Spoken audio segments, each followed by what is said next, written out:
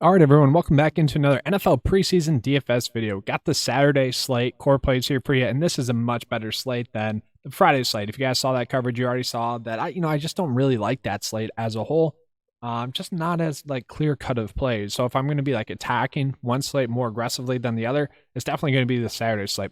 We'll say the Packers preseason slate for week 2. That game most likely won't be on the main slate. If it is, there's some players that I don't mind. Malik Taylor, I don't mind.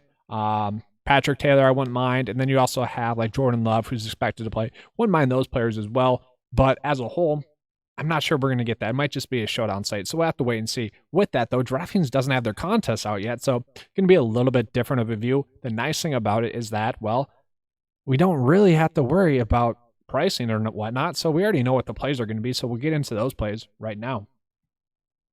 So I'll start off with the cover boy here, Bryce Perkins. So Bryce Perkins has really just been a stud this preseason. Not only can he get it done with his legs, which he has really proven that he's been able to do that. I mean, guys, he has 41 rushing yards on 9 attempts last week. He also ran the ball a ton in his first game. He's thrown 2 passing TDs. Last week he threw the ball 38 times, and really just seems like he's going to be the only quarterback once again. Apparently they're going to have John Wolford active in case of emergency situations, but they recently released Duck Hodges. It's going to be the Bryce Perkins show once again. He gives you a nice floor due to his rushing, and if he's going to throw the ball 20 plus times, I'd almost be locking him in. The fact that he threw the ball 38 times and had a successful game doing that, throwing 2 TDs with the potential to get a TD rushing, Bryce Perkins is just the standout play on the slate. But we also have Tyler Huntley here, guys, Tyler Huntley was a core play for me last week. He's probably going to be a core play for me again this week. Now, Trace McSorley, he's not going to play.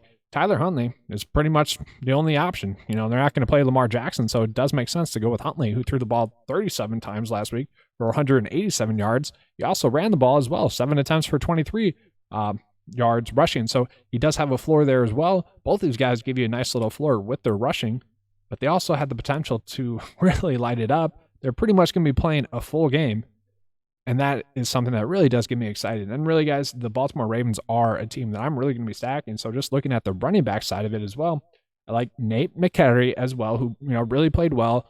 I'm not going to say he's been as impressive as Tyson Williams, so I mentioned as well, but both these two have gotten over 10 rushing attempts in each game, and I kind of expect more of the same as well. The thing with the Baltimore Ravens is they run the ball a lot in the preseason. Over the last 3 years, they've been top 3 in rushing attempts in the preseason. We just know that. Can kind of expect these guys to probably get a catch or 2 as well, with a nice upside chance to get a TD. I'm actually perfectly fine with going Tyler Huntley and both these running backs in your builds. If you want to go that route, I'm perfectly fine with that. Do also want to mention Jarrett Patterson, okay? He's been a stud, okay? Total this season, he has 126 touches, 111 yards, and a TD, okay? My issue with him as a pick is that you saw what you got on him. You know that you got a pretty good gadget player for the football team. I'm just not sure, why would you play him a lot then in this preseason game in one which doesn't matter. But then again, he is the only young running back on the roster besides Antonio Gibson there. So yeah, maybe Patterson does get a decent amount of work. That's the only worry with him is potential playing time being limited, but still, I like him as an option. I'm not too worried about that. Those are the kind of the standout plays to me thus far on the slate. Then moving down into the receivers. So going back to the well with Rodney Adams, guys, he's been a guy I've targeted, especially last week. He was in one of those lineups in which I almost took down at GPP. Just a solid play. I mean, he had 24.6 DK points total now. He's seen 6 targets in each of the games. Adams been impressive. They like him in camp, which once again, maybe that's the reason he doesn't play a lot, because they've already seen enough to know that they like him, to know that he's going to make the team. But overall, it really wouldn't make sense for him not to get playing time in this one. Get him as much playing time as possible, knowing that he's going to be on the bench. Okay, they just released Javon Williams as well, who's kind of been a headache for them. Talented receiver, just could never really put it all together. Rodney Adams is probably the reason why they released him, so they're going to get another good look at him in this one. And then little Jordan Humphrey, okay? This guy ran a 4.7 40, okay? I was kind of hesitant to play him on the last showdown slate, okay, when it was the Saints versus I forget who. I had Marquez Callaway. I was all over that one. Little Jordan Humphrey, I was a little bit worried about. He is not a guy that really gets open. It's more or less he's big-bodied enough to kind of force his way open, I guess, if that makes sense. Like, he's not going to burn you or anything like that, but he's just a dynamic kind of receiver in which he's able to adjust his body to get open and adjust it to the ball to be able to catch it, in which a defender can't get there. So Humphrey Jordan, I actually don't mind. You know, last game he had 5 targets, 74 yards, and a TD, and I think he's going to be playing a decent amount in this one again, and he's been getting a ton of hype out of camp.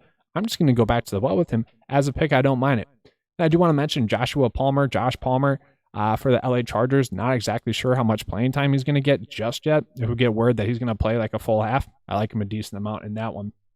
Now we're going to move down into tight end. Don't mind Josh Oliver for the Baltimore Ravens. If you want to stack him with Huntley, you can. But Tanner Hudson, I mean, this guy has been a preseason stud. Really, over his past 10 games, he hasn't been a letdown at all in those past 10 preseason games. I mean, he's setting historic numbers for the preseason pretty much at the tight end position.